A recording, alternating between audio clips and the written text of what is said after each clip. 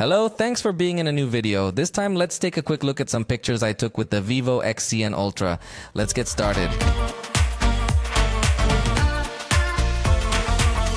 Remember that you already have a first impressions video of this device in case you want to know a little more information. In this case, they collaborate with Zeiss, which is a manufacturer that has a lot of experience in everything that has to do with lenses, and the results are definitely outstanding. Let's start by looking at this photograph, which by the way has a 10x zoom, but honestly it doesn't look like it has a digital zoom. It shows an exaggeratedly high level of detail. The blur effect generated in the background is completely natural because of the quality of the lens.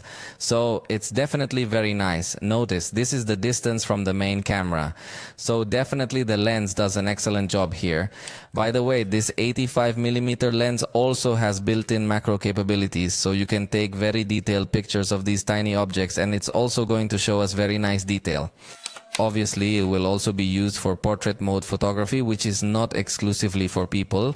Note that it detects objects perfectly well, maintaining a good level of detail and a very nice bokeh effect. In fact, in collaboration with Zeiss, they integrate different styles of this bokeh effect. As you notice here, it looks slightly triangular. There are other pictures where I changed this setting. Likewise, they have some other effects and color filters. In case you want a little different coloring, you can still get good pictures. Look, this other one also has this color filter, but if you don't want to put any filters on it, the truth is that the colors are super accurate. It has 3 different color modes, although all 3 are very similar to each other, but they stay very true to reality.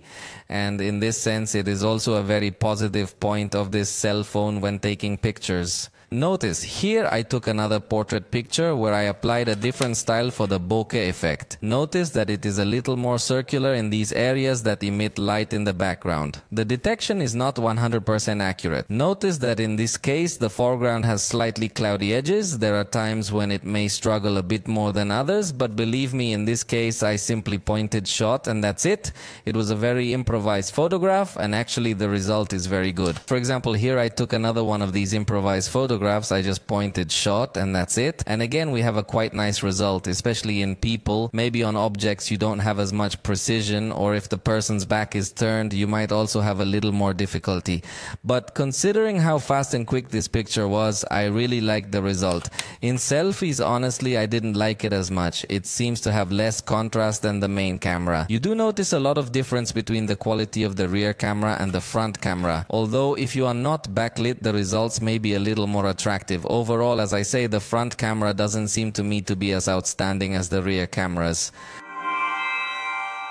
And look, here I took some pictures from the stadium. This is the ultra-wide camera, so you can see how wide it is, although it does have some distortions on the edges that would need to be corrected later. Now you are looking at the main 23mm camera. Remember that you can see all the settings at the bottom. This obviously you can turn it on or off completely to your liking. In my case, I turned it on for a little clearer reference.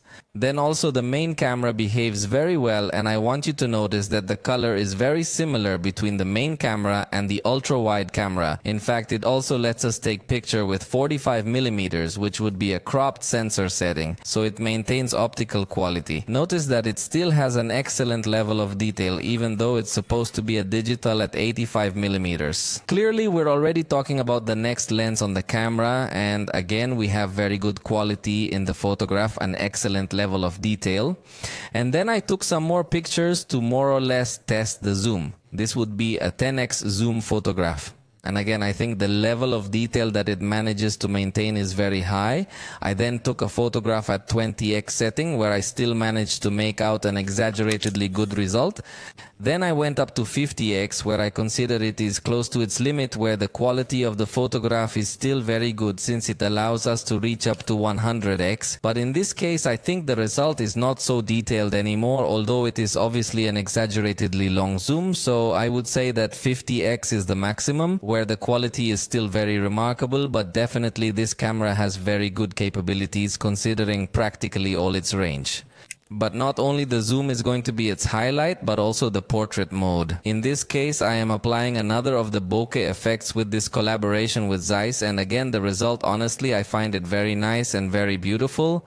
And believe me, I took this picture super fast because this pet just peeked out for a moment and then it was gone. So I think that's why it's not a very detailed picture in this close-up, but it's definitely a very outstanding picture because of how fast I took it. Now here we're going to look at other photographs by zooming in. It's amazing the image quality that you can get, both with 10 and 20x's. It is a super good picture. Let's continue to see some other details, since in motion it may not behave as advanced in these zoom photographs. And there are other moments where also the result, despite being 10x, is not so detailed, but most of the time the result is very good. Look at this picture I took with the portrait mode. It was also super fast and express. I just pointed and took the picture, and again I love the result, especially the bokeh effect it generates. Having their collaboration with Zeiss allows this bokeh effect to look very natural and professional. This is a 15x zoom photograph, and what I want to highlight is the texture of the grass. It's amazing the level of detail that this device is capable of giving us. And here is just another portrait photo that I captured again very quickly and spontaneously. And what about this one? In this case I'm using the 85mm lens and the level of detail is very good, although these are still 12 megapixel photos. I would love it if in the settings they had some option to take 24 megapixel photos, as we have already seen on the iPhone, Huawei and Oppo. This device still doesn't have some setting to have slightly higher resolution photos unless you jump into high resolution mode, where you take advantage of the full resolution of the sensor but don't have an in-between mode. Still, the 12 megapixel photos are super detailed, giving us a very high level of detail. And watch, this is how it behaves in backlight. Bright signs are very well exposed. The darker areas are also correctly exposed, and also provide the zoom in these conditions where it is already very dark, and observe the result that it is able to give us. Honestly, considering the darkness at the time, I think the result is very good. In fact, it is curious that in the 85mm lens is a photograph a little more faithful to reality, where it is a little darker. And when I went up to 10x, the result was a little bit lighter than it was in reality. So it's not as real, but it does have good level of detail considering the distance and the darkness. And note that the portrait mode not only works very accurately on people but also on objects. In this case, obviously it was not as fast a photo as the others I had been testing. Here I did take my time to try to frame the picture very well and more, so I had enough time to analyze the depth and the result in a good way. It is definitely super advanced. And one interesting mode I found on this device that I haven't seen on others is a perspective correction mode. Notice that usually when you take pictures of tall buildings, a slight tilt appears, but this device has a mode to correct that tilt, and notice how the building now looks practically straight. The difference is very important between a photograph without correction and a photograph with correction, although it obviously applies a crop, but honestly it improves the result of the perspective of these buildings quite a lot. So photography of buildings is also very good with this device, although I insist the front camera still leaves me wanting. I think there is a lot of difference between what the rear camera can give us in color and contrast and what the front camera gives us. Definitely the front camera still needs a good improvement, not because it is bad, but because the rear cameras are very good. And watch, here I took another super macro picture. It's very close to the detail that we can achieve. Just this is reference photo with the main camera and the super macro photo. This is another result I captured with the super macro camera, which as you can see gives us a super detailed result of very tiny objects. The results then are very nice for this type of photography. Also note that it has a very good level of stabilization. It's definitely a strong point. Even using the zoom camera, it still has good stabilization. And speaking of the zoom camera, I also really like it for capturing these kinds of scenarios at long distances. It can record in 4K at 60 frames per second without any problem. In fact, even using the telephoto camera, you can record in 4K at 120 frames per second, although the result is already recorded in slow motion and is not at 120 frames per second. This is just a technical detail. In fact, you could also record in full HD at 240 frames per second, although those capabilities are more similar to what we've seen on other devices.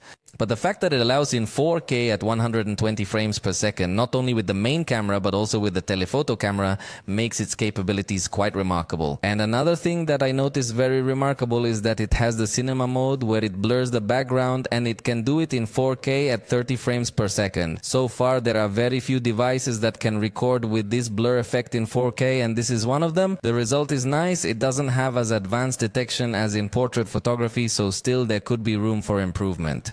But you can also do it together with the zoom camera to have a result with a more natural perspective. Even in this case, I applied a color filter that I honestly didn't like that much. It looks too reddish to me, but there it depends entirely on the style you want to achieve. Because it is a cinema mode, it has several color effects that you can use, or you can just shoot natural. But definitely that it's advanced in this sense of cinema recording. For now, it was just a quick look at the camera on this device. Let me know what you thought of it. If you like this video, you know you can let me know, and we'll see you next time.